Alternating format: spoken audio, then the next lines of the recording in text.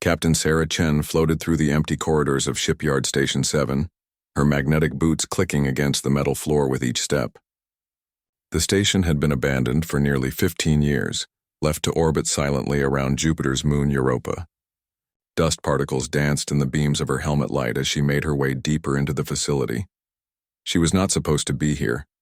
Her orders were clear: inspect the outer docking bays for salvageable materials and report back to Earth Command. But something had caught her attention on the station's old computer system. A file marked Project Prometheus that required security clearance she barely possessed. The file spoke of a warship. Not just any warship, but something that had been built in secret during the darkest days of human-alien relations 23 years ago, back when first contact with the Zephyrian Empire had gone from hopeful diplomacy to tense standoffs almost overnight.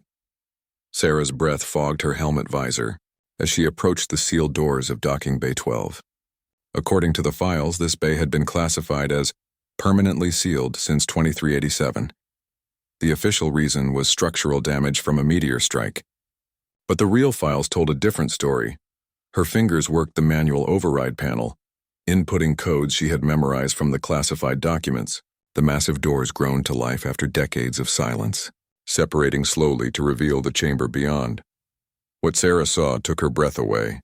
The ship was enormous, easily 3 times the size of the largest vessels in Earth's current fleet. Its hull was a dark gray metal that seemed to absorb light rather than reflect it. Strange geometric patterns covered its surface, and weapon ports that looked nothing like conventional human designs dotted its flanks. "My God," Sarah whispered into her comm unit. "It's real." She pushed herself forward into the bay, marveling at the ship's alien appearance. This was human engineering, but it looked like nothing Earth had ever built before or since. The design was aggressive, predatory even. Every line and curve seemed designed for one purpose: war. Sarah accessed her tablet and pulled up the classified files again. The ship had been designed by Dr. Marcus Webb, humanity's most brilliant weapons engineer. The project had started after the Zephyrians had made veiled threats about human expansion into their territory. Earth's leaders had realized that human technology was centuries behind the Empire's capabilities. Dr. Webb had proposed something radical. Instead of trying to match alien technology, humanity would create something completely different. Something the aliens would never expect or understand. The Prometheus used principles that the Zephyrians had never encountered: quantum-fold weapons that could tear holes in space itself, adaptive artificial intelligence that could learn and evolve during combat, dimensional shielding that could phase the ship partially out of normal spacetime. But the project had been cancelled abruptly in 2388, when diplomatic relations with the Empire suddenly improved. The Zephyrians had signed trade agreements and peace treaties. They spoke of cooperation and mutual benefit. Earth's leaders decided that such an aggressive warship was no longer necessary. Dr. Webb had protested. He claimed the Zephyrians were not to be trusted. He argued that they were simply buying time to study human weaknesses. But his warnings were ignored. The Prometheus was sealed away and classified beyond top secret. Dr. Webb died 2 years later in what was officially ruled an accident. Sarah pulled herself along the ship's hull using maintenance handholds. She found an airlock and was surprised when her security codes actually worked. The ship's computers had been in standby mode for over 20 years, but they recognized her authorization. The interior of the Prometheus was as strange as its exterior. The corridors were wider than normal, with odd angles that seemed to bend space in impossible ways. The walls were covered in displays showing incomprehensible readouts and star charts that hurt to look at directly. Sarah made her way to what the ship's computer identified as the bridge. The command center was circular, with a captain's chair in the center surrounded by workstations that looked more like alien artifacts than human technology. As she settled into the captain's chair, the ship's systems began to activate around her. Lights came online, and the displays showed system after system coming out of hibernation mode.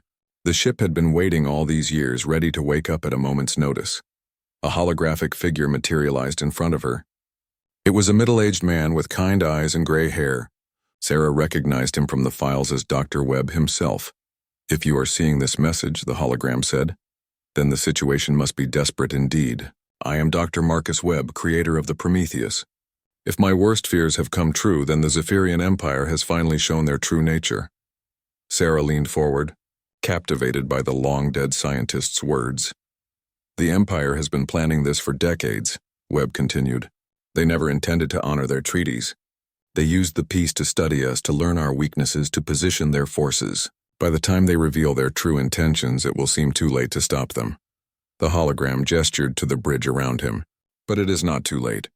The Prometheus represents 20 years of human ingenuity, compressed into technologies the Empire cannot comprehend. They think in terms of brute force and overwhelming numbers. They have never faced an enemy that fights with cunning and innovation. Sarah felt a chill run down her spine. Something about the hologram's words felt prophetic, as if Dr. Webb had been able to see into the future. The ship's AI is named Athena, Webb explained. She is not just a computer program. She is something new, something that exists at the intersection of human creativity and quantum consciousness. She will be your partner in the battles to come. A new voice filled the bridge, feminine and strangely warm despite being artificial. Hello, Captain Chen, I have been waiting for you. Sarah nearly jumped out of her chair. You're the AI? Athena, I am. I have been monitoring galactic communications for the past 23 years, as Dr. Webb programmed me to do. I regret to inform you that his predictions about the Empire were correct. What do you mean? The main view screen activated, showing intercepted communications from deep space. Sarah watched in growing horror as Zephyrian military commanders discussed their plans for Earth. The peace treaties had indeed been a lie. The Empire had spent 2 decades positioning their forces throughout the galaxy, preparing for a coordinated strike that would crush human resistance before it could begin. The Grand Armada is already mobilizing, Athena reported. They plan to demand Earth's immediate surrender within the next 72 hours.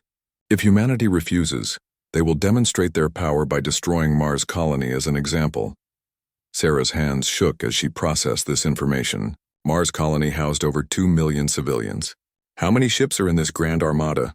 Approximately 8,000 vessels of various classes, including 12 dreadnoughts and 47 battle cruisers.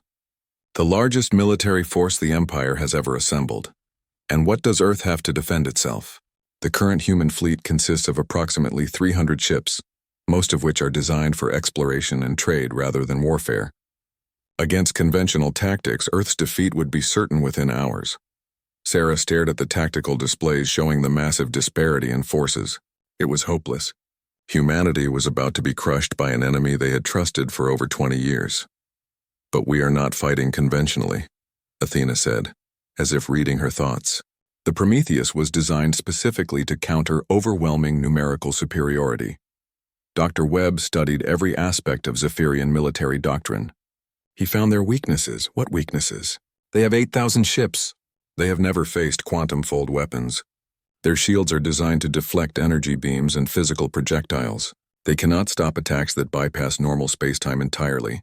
Their tactics rely on formation fighting and coordinated maneuvers. They become confused when facing an enemy that can appear and disappear at will. Sarah looked around the bridge at the impossible technology surrounding her.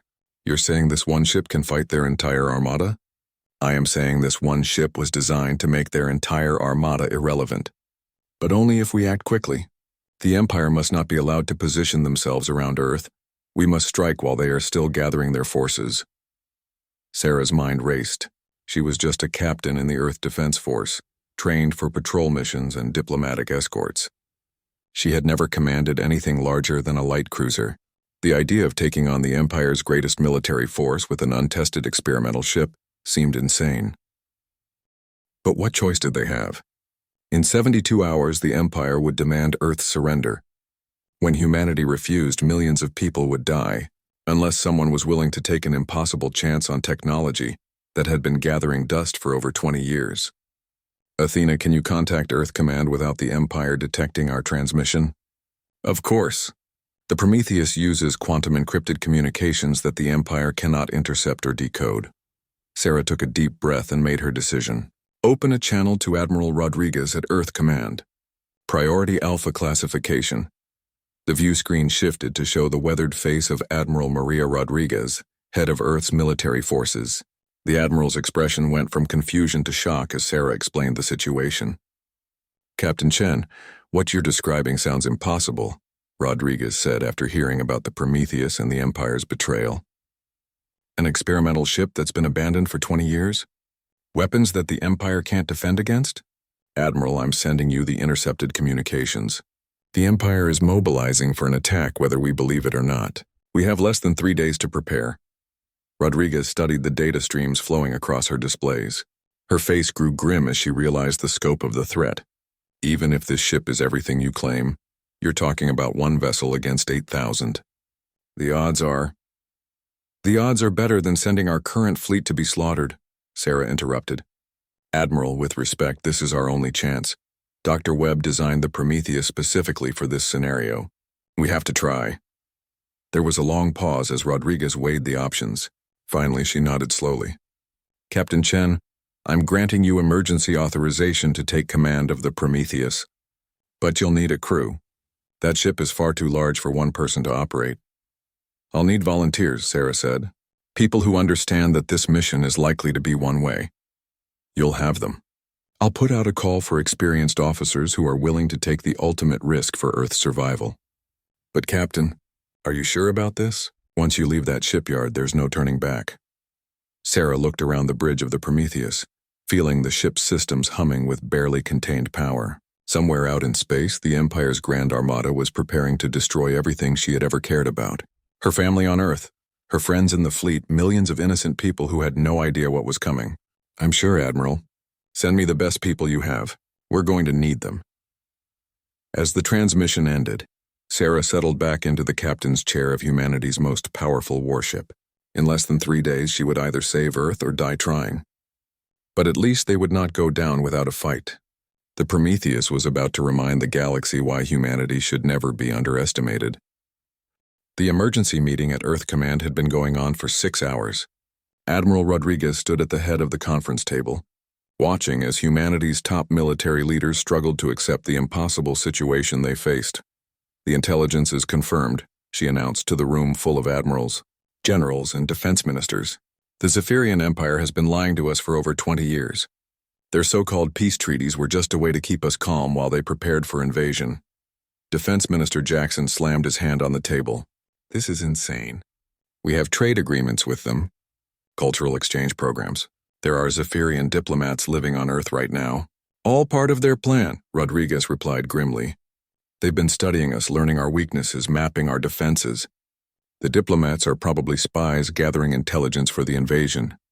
General Morrison, head of the Mars Defense Force, leaned forward. What's the timeline? How long do we have? According to Captain Chen's intelligence, the Empire will arrive at Earth in 48 hours. They plan to demand our immediate surrender. If we refuse, they'll destroy Mars Colony as a demonstration. The room fell silent. Everyone present knew what that meant. Mars Colony was home to over 2 million civilians, including families of many people in this room. What are our options? Asked Admiral Park, commander of the Outer System Fleet. Rodriguez activated the main display, showing a tactical overview of human military assets. We have 293 ships spread across the solar system. Most are patrol vessels, exploration ships, and cargo haulers with minimal weapons. Our most powerful warships are 12 heavy cruisers and 3 experimental battleships. Against how many enemy vessels? 8,000 ships, including capital ships that outgun our heaviest vessels by a factor of 10. The numbers hung in the air like a death sentence. Even if every human ship fought perfectly, they would be outnumbered 30-1 by an enemy with superior technology. Minister Jackson buried his face in his hands. We need to evacuate. Get as many people off Earth as possible before they arrive. Evacuate to where? General Morrison demanded. They control most of the galaxy. There's nowhere to run.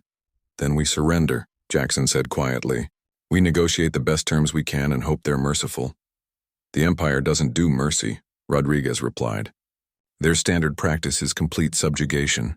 Humans would become slaves in our own solar system. The room erupted in arguments as the hopelessness of the situation sank in. Some called for evacuation, others for desperate last stands, still others for attempting to negotiate despite the obvious futility. Rodriguez let them argue for several minutes before calling for order. There is one other option, she said, bringing the room to silence. Project Prometheus, Admiral Park frowned. I've never heard of any Project Prometheus. It was classified beyond top secret. Only a handful of people ever knew about it. 23 years ago, When relations with the Empire first became tense, we began developing a new kind of warship, something that could fight using principles the Empire had never encountered. Rodriguez activated a new display, showing the sleek, predatory form of the Prometheus. The ship was completed but never deployed. When diplomatic relations improved, the project was mothballed and forgotten. One ship? General Morrison shook his head. Admiral, I understand we're desperate, but one ship can't fight 8,000. This isn't just any ship, Rodriguez explained. It was designed by Dr. Marcus Webb, using technologies that exist at the very edge of human understanding. Quantum fold weapons, adaptive AI, dimensional shielding. The Empire has never faced anything like it. Minister Jackson looked skeptical. If this ship is so powerful, why was it abandoned?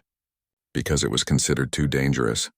The weapon systems were untested and potentially unstable. The AI was so advanced that some scientists worried it might become uncontrollable, and the ship's design philosophy was considered too aggressive for peacetime. But these aren't peacetime anymore, Admiral Park observed. Exactly. Captain Sarah Chen has already taken command of the Prometheus. She's requesting volunteers for what will essentially be a suicide mission. The room fell quiet again as the implications sank in. They were talking about sending one experimental ship with an untested crew against the largest military force in galactic history. What are the odds? Asked General Morrison. Rodriguez met his eyes steadily. Unknown. The ship has never been tested in actual combat, but it's the only chance we have. Over the next 18 hours, word spread quietly through the Earth Defense Force about the desperate mission. Captain Chen needed a crew of 150 specialists to operate the massive ship. They would be volunteers only, and everyone understood the risks. The response surprised everyone. Within 12 hours, over 2,000 officers had volunteered. Pilots, engineers, weapons specialists, communications experts, some of the best people in the fleet stepped forward to crew humanity's last hope.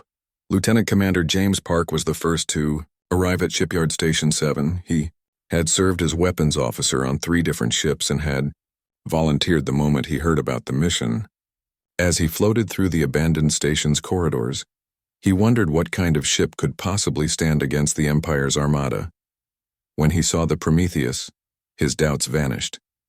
The ship was unlike anything in human space.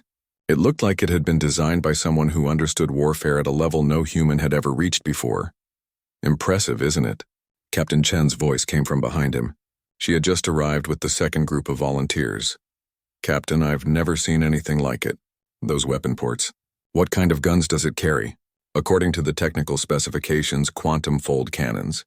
They don't fire projectiles or energy beams. They actually tear holes in spacetime itself.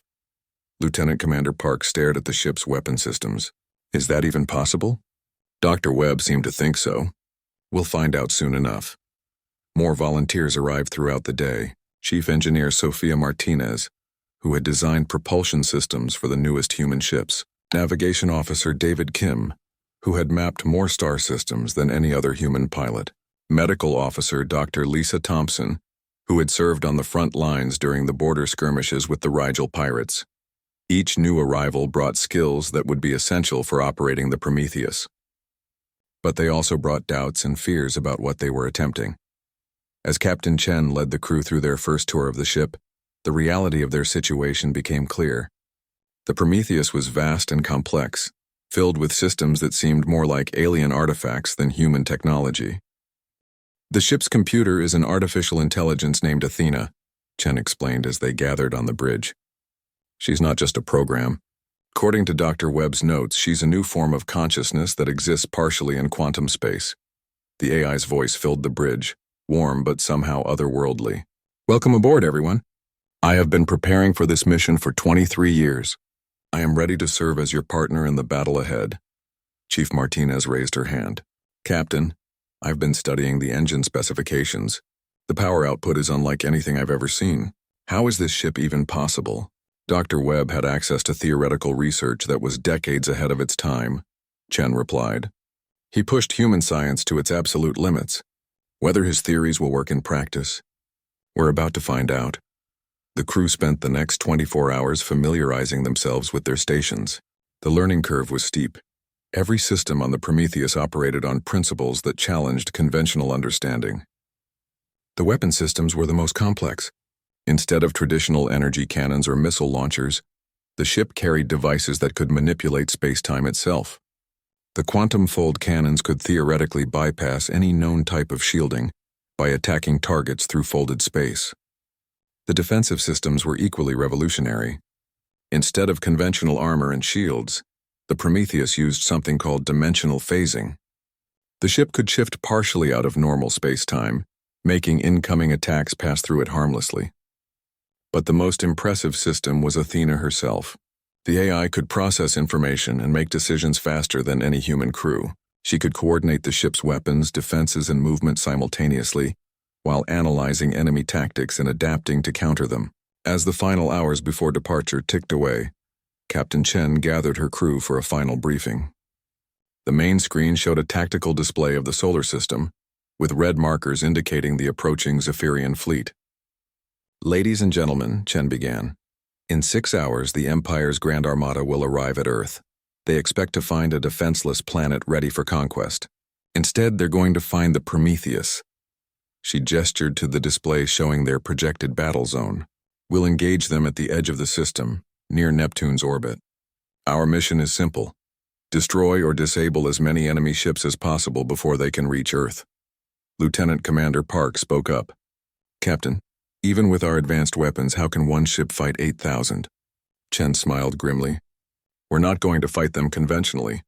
The Empire expects us to form battle lines and trade shots like civilized opponents.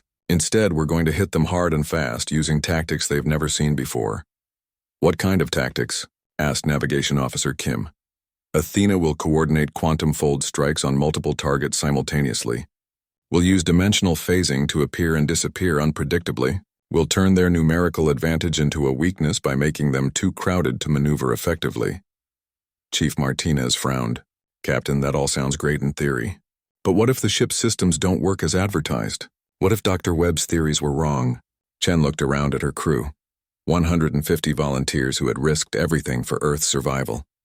"Then we'll die fighting. But at least we'll show the Empire that humanity doesn't surrender easily." As the Prometheus powered up its engines for the first time in over 20 years, Earth Command transmitted a final message to the ship. "Captain Chen," Admiral Rodriguez's voice came through the quantum communicator. "The Empire has just transmitted their ultimatum.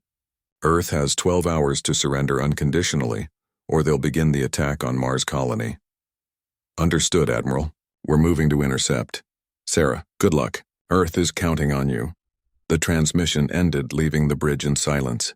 Through the viewports, the crew could see Jupiter shrinking behind them as the Prometheus accelerated toward the outer system. Captain Chen settled into her command chair and activated the ship's combat systems. Around her, the crew took their positions at stations that no human had ever operated before. "Athena, how long until we reach the interception point?" 4 hours and 37 minutes, Captain. Long-range sensors are detecting the Empire fleet. They are maintaining formation and proceeding directly toward Earth. "Any sign they've detected us?" "Negative. The dimensional shielding is functioning perfectly. To their sensors, we appear to be nothing more than background cosmic radiation." Chen nodded. The Empire was about to get the surprise of their lives. They thought they were facing a helpless planet defended by primitive technology. Instead, they were about to encounter humanity's most advanced warship, crewed by volunteers with nothing left to lose. In less than 5 hours, the Prometheus would either save Earth or die trying. Either way, the galaxy was about to discover that humans were far more dangerous than anyone had imagined. High Admiral Vextar stood on the command deck of the Imperial flagship Dominion's Edge, watching the stars slowly shift as his massive fleet moved through space. At over 3 kilometers long, the flagship was one of the largest vessels ever built by the Zephyrian Empire. Around it, 8,000 ships of various sizes moved in perfect formation, creating a display of military power that had never been equaled in galactic history. Vextar was ancient by human standards, having lived for over 4 centuries. His pale blue skin was marked with the ritual scars of a dozen victorious campaigns, and his forearms bore the ceremonial armor of the Empire's highest military rank.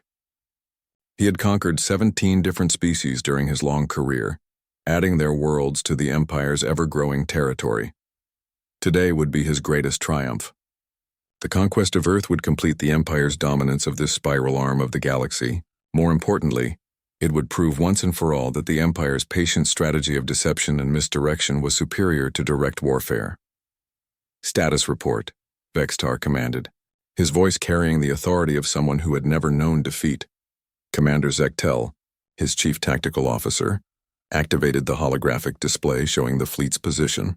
"We are 6 hours from Earth system, High Admiral. All ships report ready for combat operations." Vextar studied the tactical information with satisfaction. The Grand Armada was arranged in a perfect sphere formation, with the heaviest dreadnoughts at the center and smaller vessels forming protective shells around them. It was a formation designed to crush any resistance through sheer overwhelming force. "Have the humans responded to our ultimatum?" Vextar asked. "They have requested additional time to consider their surrender," Zektel replied, a typical delay tactic. "They hope to evacuate their leadership or perhaps hide their most valuable resources." Vextar's mandibles clicked in amusement. "Let them try. There is nowhere in this system they can hide from us. Once we demonstrate our power by destroying their Mars colony, they will understand the futility of resistance." The High Admiral moved to the observation deck, gazing out at the magnificent sight of his fleet. Each ship represented the pinnacle of Zephyrian military engineering. Their plasma cannons could melt asteroids. Their quantum shields could deflect any known weapon. Their faster-than-light communications allowed perfect coordination across vast distances. But most importantly, they had numbers. 8,000 ships against Earth's pathetic fleet of less than 300 vessels. The humans had spent the last 20 years building exploration ships and cargo haulers while the Empire had been constructing the greatest military force in galactic history. "High Admiral," came the voice of Intelligence Coordinator Nexrel, "our embedded operatives on Earth report that the human government is in complete panic. Their military leaders are arguing among themselves about whether to fight or surrender." "As expected," Vextar replied. 23 years of peaceful contact has made them soft. They have forgotten that the galaxy is a dangerous place for weak species." The intelligence coordinator hesitated before continuing. "There is one anomaly in their communications. References to something called Project Prometheus, but our operatives have been unable to determine what it refers to." Vextar dismissed the concern with a wave of one hand. "Human desperation. They are probably planning some futile gesture of defiance. Perhaps they intend to ram their ships into ours like the primitives they are." On the bridge, tactical displays showed detailed information about Earth's defenses. The humans had 12 heavy cruisers that might pose a minor threat to Empire destroyers. Their orbital defense platforms were armed with kinetic weapons that could barely scratch Imperial armor. Their ground-based defenses were laughably primitive. The only unknown factor was Earth's 3 experimental battleships, but Imperial intelligence had detailed specifications on those vessels as well. They were armed with fusion cannons and particle beams powerful by human standards, but centuries behind Empire technology. "Begin final approach preparations," Vextar ordered. "All ships are to charge their primary weapons and prepare for combat deployment. I want this over quickly." As the fleet moved deeper into Earth's solar system, the High Admiral reflected on the campaign that had brought them to this moment. The Empire's strategy had been masterful. Instead of launching an immediate invasion after first contact, they had chosen patience and deception. The peace treaties had served multiple purposes. They had kept humanity calm and unprepared, while the Empire positioned forces throughout the galaxy. They had allowed Imperial scientists to study human technology and biology. Most importantly, they had convinced Earth's leaders that the Empire could be trusted.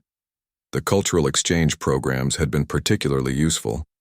Zephyrian diplomats and scholars living on Earth had provided detailed intelligence about human psychology, military capabilities, and social structures. They had identified key leaders to target and mapped the locations of important facilities. Meanwhile, the Empire had used the 23 years of supposed peace to build the largest military force in their history. Entire sectors had been converted to warship production. New weapons had been developed specifically for fighting humans. Battle tactics had been refined through countless simulations. The humans had no idea what was coming. Their intelligence services were primitive compared to Imperial capabilities. They had no spy networks in Empire space. They had trusted completely in the goodwill of their Zephyrian friends. "High Admiral," Commander Zektel announced, We have reached the outer edge of the human solar system. Sensors detect minimal defensive activity. No significant fleet movements. Vextar nodded approvingly. The humans were behaving exactly as predicted. They were probably hoping to negotiate or surrender without fighting. Some species chose death before dishonor, but humans had always shown themselves to be pragmatists. Begin broadcasting the final ultimatum, he ordered. Give them one last chance to surrender peacefully. The transmission went out on all frequencies carried by the most powerful communication arrays in the galaxy. The message was simple and absolute. Earth had 1 hour to surrender unconditionally or face complete destruction. Vextar expected the response to be either immediate capitulation or desperate pleading for more time. What he did not expect was silence. For 30 minutes, Earth made no response at all. The lack of communication puzzled the Imperial command staff. Usually, conquered species either begged for mercy or hurled defiant insults. This complete silence was unusual. "Sir," reported the communications officer, "we are receiving a single transmission from Earth Command." "Put it through," Vextar ordered. The main screen activated, showing the face of a human female in military uniform. She appeared calm, almost serene, despite facing the destruction of her entire species. "I am Admiral Maria Rodriguez of the Earth Defense Force," the human said. "Your ultimatum has been received and rejected. We do not surrender to liars and murderers." Vextar's mandibles clicked in amusement. Bold words from someone about to die. "You have seen our fleet. You know you cannot win." "We've seen your fleet," Rodriguez agreed. 8,000 ships. Very impressive. But you've made one critical mistake. And what mistake is that? You assumed we would be defenseless. The transmission ended abruptly, leaving the Imperial bridge in puzzled silence. Commander Zechtel turned to his sensors. "Sir, I'm detecting a single human vessel approaching our position. Small ship, probably a scout or courier." "One ship?" Vextar laughed. "The humans are sending one ship against our entire armada? Are they insane?" "It appears to be an older design," the sensor operator reported. "Configuration unknown. No significant weapon signatures." Vexitar studied the tactical display showing the lone human vessel moving toward his fleet. It was almost insulting. Did they really think one ship could make any difference against 8,000? "Perhaps it's a messenger ship," suggested Commander Zechtel. "They may be coming to formally surrender." "Or it could be a suicide attack," added Intelligence Coordinator Nexral. "Humans are known for dramatic gestures." Vextar considered the possibilities. A single ship could not possibly threaten his fleet regardless of its intentions. Even if the humans had loaded it with explosives, it would have to penetrate layers of defensive fire from hundreds of escort vessels. "Let it approach," he decided. "If it's a messenger, we'll hear their surrender. If it's an attack, it will be destroyed long before it reaches us. Either way, it changes nothing." The Imperial fleet maintained its formation as the lone human ship drew closer. Weapons officers tracked its approach with mild interest, ready to vaporize it the moment it showed hostile intent. On the bridge of the Dominion's edge, tactical displays showed the approaching vessel in detail. It was larger than first estimated, perhaps 300 meters long. Its design was unusual, sleek and predatory, unlike the bulky construction typical of human ships. "Still no response to our hails," reported the communications officer. "They're maintaining strict communication silence." "No matter," Vextar said dismissively. "Whatever they're planning, it's already too late. Signal all ships to prepare for Earth's destruction. We'll deal with this lone vessel after we've made our point about resistance." The High Admiral turned his attention to more important matters, coordinating the attack on Mars, colony that would demonstrate Imperial power. 8,000 ships against one. The humans had truly lost their minds if they thought this gesture would accomplish anything. But as the Imperial fleet prepared to teach Earth a lesson about the futility of resistance, none of them noticed the quantum distortions surrounding the approaching ship. None of their sensors detected the dimensional phase generators charging to full power. None of their tactical computers recognized the threat signatures of weapons that existed beyond their understanding. The Empire had spent 23 years preparing for war against humans. But they had prepared to fight the humans they thought they knew, a primitive species with limited technology and predictable tactics. They had no idea they were about to face something that would rewrite everything they thought they knew about warfare. The lone ship approaching their fleet was about to demonstrate that humanity's greatest strength had always been their ability to think in ways no one expected. High Admiral Vextar was about to discover that sometimes one ship is all you need.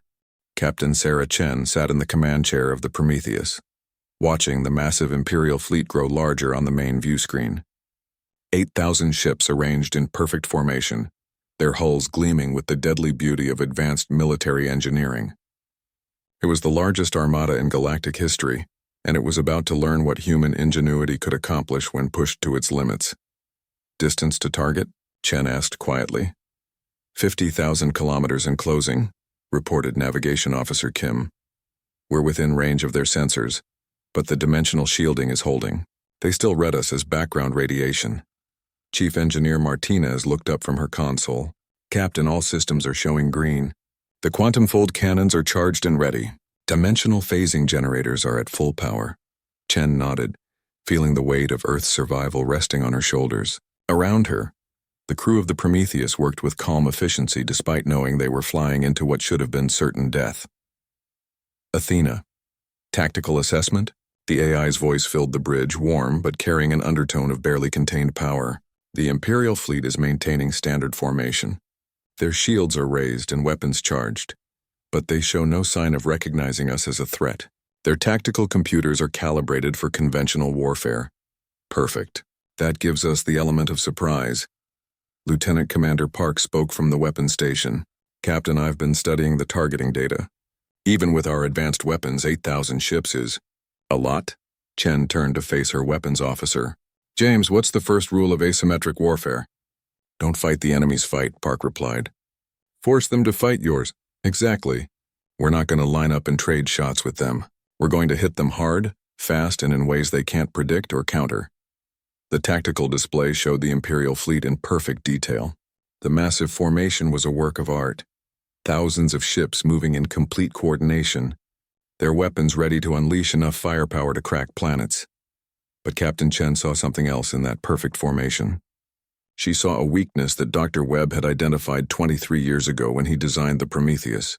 The Empire fights with overwhelming force and perfect coordination, she said to her crew. Their entire military doctrine is based on using superior numbers and firepower to crush resistance quickly. But that doctrine has a fatal flaw. What flaw? Asked Medical Officer Thompson. They've never faced an enemy that doesn't play by their rules. They expect battle lines and formation fighting. They plan for conventional weapons and predictable tactics. They have no idea how to respond to something they can't understand. Chen activated the ship's communication system. Attention all hands, this is the captain. In approximately 10 minutes, we will engage the largest military force in galactic history. Our mission is simple: protect Earth by any means necessary. She paused, looking around at the faces of her crew. These people had volunteered for what everyone assumed was a suicide mission. They had left behind families and friends to stand between Earth and destruction. The Empire thinks we're helpless, Chen continued. They think 23 years of peace have made us weak. They're about to discover that humanity's greatest strength has always been our ability to adapt and innovate. Today we show them what happens when you threaten something we care about. The transmission ended, leaving the bridge in focused silence. On the main screen, the Imperial fleet continued its steady approach toward Earth, completely unaware of the weapon moving toward them through folded space. 5 minutes to optimal firing position, Athena announced. Imperial sensors still show no detection of our true nature. Chen studied the tactical display one final time. The plan was elegant in its simplicity. The Prometheus would use its quantum fold cannons to strike multiple targets simultaneously, while using dimensional phasing to avoid return fire. They would create chaos in the Imperial formation, forcing the enemy ships to break ranks and fight as individuals rather than as a coordinated fleet. All stations report ready, Chief Martinez announced. The ship is performing better than theoretical. Specifications, Dr. Webb's designs were even more advanced than his notes indicated. Weapons hot, reported Lieutenant Commander Park. Quantum fold targeting, systems locked on primary targets, dimensional. Generators at maximum, added Navigation Officer Kim. Ready to phase on your command. Chen took a deep breath and activated the command override. Around her, the bridge hummed with energy as systems that had waited 23 years finally came online. Athena, you have tactical control. Execute attack pattern Web Alpha. The AI's response was immediate. Attack pattern Web Alpha acknowledged. Engaging targets now. What happened next defied everything the Empire thought they knew about warfare. The Prometheus seemed to fracture into multiple images as the dimensional phasing generators activated. To Imperial sensors, the single human ship suddenly appeared to be attacking from dozen different positions simultaneously. The quantum fold cannons fired their first salvo, and space itself screamed. Instead of energy beams or projectiles, the weapons created tears in the fabric of space-time. These rifts appeared directly inside the hulls of Imperial ships, bypassing shields and armor completely. The tears lasted only microseconds, but that was enough to catastrophically disrupt the molecular structure of anything they touched. The Imperial dreadnought Eternal Glory simply ceased to exist as a quantum fold opened directly through its reactor core. One moment it was there, a 3-kilometer monument to Imperial engineering. The next moment it was an expanding cloud of superheated gas. 12 other Imperial ships died in the first salvo, their crews never even realizing they were under attack. The quantum fold weapon struck faster than light, giving no warning and allowing no defense. On the bridge of the Dominion's edge, chaos erupted as tactical displays showed impossible readings. What just happened? High Admiral Vextar demanded. Where did those ships go? Commander Zechtel stared at his instruments in disbelief. Sir, 13 vessels just disappeared, complete loss of contact. Disappeared? Ships don't just disappear. What attacked them? I don't know, sir. Sensors show multiple contacts around that human ship, but the readings make no sense. It's like they're existing in several places at once. Before Vextar could respond, the second wave of attacks began. The Prometheus phased through normal spacetime, appearing and disappearing seemingly at random. Each time it materialized, its quantum fold cannons fired devastating salvos that ignored every defense the Empire possessed. Imperial ships began breaking formation as panic spread through the fleet. Captains who had never faced an enemy they couldn't understand started taking independent action, destroying the perfect coordination that was the Empire's greatest strength. All ships maintain formation, Vextar broadcast frantically. Concentrate fire on those multiple contacts. But the Imperial weapons couldn't hit targets that weren't entirely in normal space. Their plasma cannons and particle beams passed harmlessly through the phased images of the Prometheus, while the real ship continued its devastating attacks. On the bridge of the Prometheus, Captain Chen watched as her plan unfolded exactly as Dr. Webb had envisioned. Athena, status report. First attack phase complete, the AI replied with what almost sounded like satisfaction. 47 Imperial vessels destroyed, 0 damage to Prometheus. The enemy fleet is breaking formation as planned. Lieutenant Commander Park looked up from his weapons console with amazement. Captain, these quantum fold weapons are incredible. We're hitting them faster than they can even detect the attacks. That's the beauty of Dr. Webb's design, Chen explained.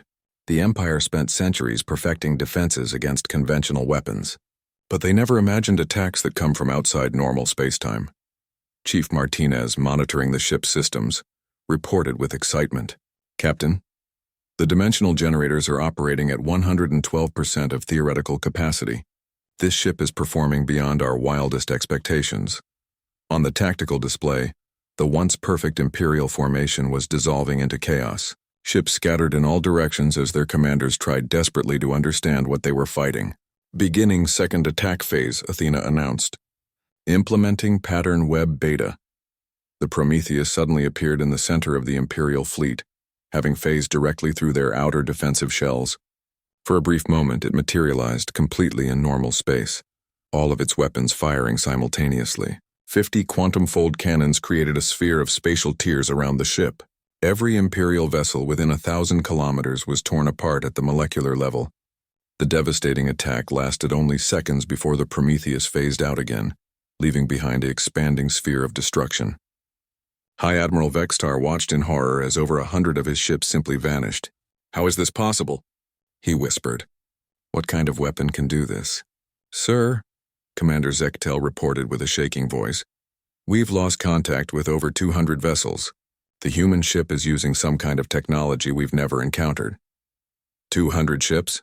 Vextar couldn't believe what he was hearing. Against one enemy vessel? The tactical display showed the devastating truth. The Grand Armada, The largest military force in galactic history was being systematically destroyed by a single human ship using weapons that shouldn't exist. But the worst part wasn't the losses. It was the complete helplessness. The Empire's most advanced weapons couldn't even hit their target. Their strongest shields provided no protection. Their perfect formations were useless against an enemy that could appear anywhere instantly. For the first time in his 4-century military career, High Admiral Vextar was facing an enemy he didn't understand and couldn't defeat. "All ships," he broadcast desperately, "retreat to minimum safe distance. Prepare for long-range bombardment." But even as the Imperial fleet tried to pull back, the Prometheus pursued them through folded space. The human ship appeared and disappeared at will, striking wherever the Empire's defenses were weakest. Each attack removed dozens more Imperial vessels from existence. The quantum fold weapons carved through the fleet like invisible scythes, harvesting Imperial ships faster than their crews could react. On the bridge of the Prometheus, Captain Chen watched the Empire's greatest military force slowly disintegrating under her ship's relentless assault. "Athena, how many Imperial ships remain operational?" 7,231 vessels, Captain. However, their morale is collapsing. Many ships are attempting to retreat despite orders to maintain position. Chen nodded grimly. The battle was far from over. But the Empire was learning a hard lesson about underestimating humanity. Dr. Webb's vision was proving correct. Sometimes the best defense was an offense so devastating that the enemy lost the will to fight. "Continue the attack," she ordered. "Show them what happens when they threaten Earth." The Prometheus phased back into normal space for another devastating assault, its quantum fold cannons ready to remind the galaxy that humanity was far more dangerous than anyone had imagined. The Imperial flagship Dominion's Edge shuddered as another quantum fold strike tore through the nearby heavy cruiser Merciless Victory. High Admiral Vextar gripped the command rail with all 4 hands, watching his magnificent fleet being systematically destroyed by a single human vessel that seemed to exist partially outside reality itself. 3 hours into the battle, the Grand Armada had been reduced from 8,000 ships to fewer than 4,000. The survivors were scattered across a vast area of space, their perfect formation shattered by panic and confusion. Many vessels were attempting to flee despite direct orders to maintain position. "Status report," Vextar demanded, his voice hoarse from shouting orders that seemed to make no difference. Commander Zektel's face was pale with shock. "Sir, we've lost over 4,000 vessels. The human ship continues to attack using weapons we cannot counter or even understand. Our plasma cannons cannot hit a target that phases in and out of normal space." "What about the concentrated bombardment?" Vextar asked desperately. "Can we saturate the area with enough firepower to hit it regardless of its phasing ability?" "We tried that, sir. The ship appeared directly behind our bombardment formation and destroyed 60 vessels in a single attack run. It's like fighting a ghost that can kill us but cannot be killed in return." On the main tactical display, the Prometheus appeared as multiple contacts scattered throughout the Imperial formation. Each contact was simultaneously real and unreal, existing in several places at once thanks to its dimensional phasing technology. As they watched, the ship materialized directly in front of the Imperial battle group. Its quantum fold cannons fired, creating spatial tears that carved through 15 ships in seconds. Before the surviving vessels could return fire, the Prometheus phased out of existence again. "How many ships has that one vessel destroyed?" Vextar asked quietly. "Over 4,000 confirmed kills, sir. No damage to the human ship detected. 4,000 ships, an entire Imperial sector fleet wiped out by a single enemy vessel. The scale of the disaster was beyond anything in the Empire's military history. "Sir," the communications officer reported, "we're receiving surrender requests from multiple ship captains. They're asking permission to withdraw from the battle zone." Vexitar's mandibles clicked in rage. "No withdrawals. We are the Grand Armada. We do not retreat from a single enemy ship." But even as he gave the order, more Imperial vessels were breaking off from the battle. Captains who had never known defeat were fleeing in terror from an enemy they could not comprehend. The Prometheus appeared again, this time directly above the Imperial flagship.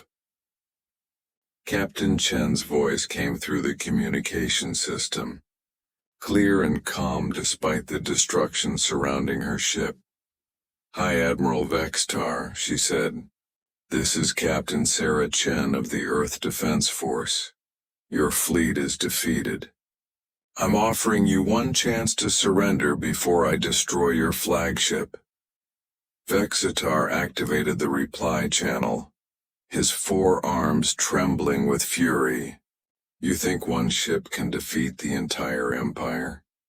Even if you destroy this fleet, there are others." "You're right," Chen replied. "There are other Imperial fleets. But after today, they'll know what happened here. They'll know that humanity is not the helpless species you thought we were." "What are you?" Vextar demanded. "What kind of weapons are those?" "They violate every law of physics." "They violate your understanding of physics," Chen corrected. "Dr. Webb designed these systems 23 years ago, when your empire first threatened us. We could have built an entire fleet of ships like the Prometheus, but we chose not to. We hoped that peace was possible." The communication paused for a moment before Chen continued. "You made us choose between peace and survival. So we chose survival." Another wave of quantum fold strikes tore through the remaining Imperial battle groups. The weapons created tears in space itself, bypassing every defense the Empire possessed. Ships that had seemed invincible moments before simply ceased to exist. "Surrender now," Chen's voice came again, "and I'll allow your surviving ships to return home. Continue fighting and I'll destroy every vessel in your fleet." High Admiral Vextar looked around his bridge at the faces of his crew. These were veteran officers who had conquered dozens of worlds. Now they stared at their displays in helpless terror, watching their empire's greatest military force being annihilated by technology they couldn't understand. "Sir," Commander Zechtel said quietly, "perhaps we should consider—" "Never!" Vextar roared. "The Empire does not surrender to inferior species." He turned to his weapons officer. "Target that ship with everything we have.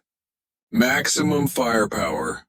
The Dominion's Edge and the remaining Imperial vessels opened fire with everything in their arsenals. Plasma cannons, particle beams, quantum torpedoes, and fusion missiles filled space with deadly energy. But the Prometheus simply phased out of normal space-time, allowing the massive barrage to pass harmlessly through the area where it had been. The ship reappeared behind the Imperial flagship, its quantum-fold cannons aimed directly at the Dominion's Edge. "Last chance." Captain Chen's voice came through the communication system. Vextar closed his eyes, feeling the weight of 4 centuries of military service crashing down on him. He had never lost a battle. He had never even retreated from one. But he had also never faced an enemy like this. "All ships," he said quietly into the communication system, Cease fire and stand down. The order sent shock waves through what remained of the Grand Armada. Imperial vessels across the battle zone powered down their weapons and raised surrender flags. A wise decision, Captain Chen replied. You have 30 minutes to gather your surviving ships and begin your withdrawal from this system. Any Imperial vessel still in human space after that time will be destroyed. As the shattered remnants of the Grand Armada began their retreat, news of the battle spread across the galaxy at faster-than-light speeds. The impossible had happened. The Empire's greatest military force had been defeated by a single human ship. On Earth, Admiral Rodriguez watched the tactical displays with amazement as the Imperial fleet limped away from the solar system. Captain Chen, she transmitted to the Prometheus, I'm reading fewer than 3,000 Imperial ships withdrawing. What happened to the other 5,000? They chose to fight rather than surrender, Chen replied simply. The quantum-fold weapons don't leave much debris. The magnitude of the victory was difficult to comprehend. The Prometheus had destroyed over 5,000 enemy vessels without taking any damage. It was the most one-sided military engagement in galactic history. But the impact went far beyond the immediate tactical victory. Within hours, every major government in the galaxy had received detailed reports of the battle. The Empire's reputation for invincibility had been shattered along with their fleet. On the bridge of the Prometheus, Captain Chen addressed her crew one final time. Ladies and gentlemen, we've accomplished our mission. Earth is safe, and the galaxy knows that humanity is not to be underestimated. Chief Engineer Martinez looked up from her displays. Captain, what happens now? The Empire will want revenge for this defeat, Chen smiled grimly. Let them come. Dr. Webb left detailed plans for building more ships like the Prometheus. If the Empire wants a war, we'll give them one they'll never forget. The AI Athena spoke up from the ship's communication system. Captain, I have been monitoring galactic communications networks. The news of our victory is spreading rapidly. Several species that were conquered by the Empire are beginning to rebel. Good, Chen replied. Maybe it's time for the galaxy to learn that bullies can be beaten. As the Prometheus returned to Earth, its crew watched the stars with new eyes. They had proven that humanity's greatest strength was not military might or advanced technology, but the ability to think beyond conventional limits. Dr. Webb's vision had been vindicated. The Empire had prepared to fight the humans they thought they knew, a peaceful species with limited military capability. Instead, they had encountered something that challenged their fundamental understanding of warfare itself. The quantum-fold weapons represented more than just advanced technology. They represented a completely different approach to conflict, one that ignored the rules the Empire had assumed were universal. Over the following weeks, the political implications of the battle became clear. The Empire's client species began declaring independence, knowing that the supposedly invincible Imperial fleet could be defeated. Trade routes that had been controlled by Imperial forces suddenly opened to free navigation. The Zephyrian Empire, which had dominated this region of the galaxy for over 1,000 years, found itself facing the possibility of complete collapse. Their military doctrine was based on overwhelming force and intimidation. When that force proved vulnerable, their entire power structure began to crumble. Earth's government faced a choice.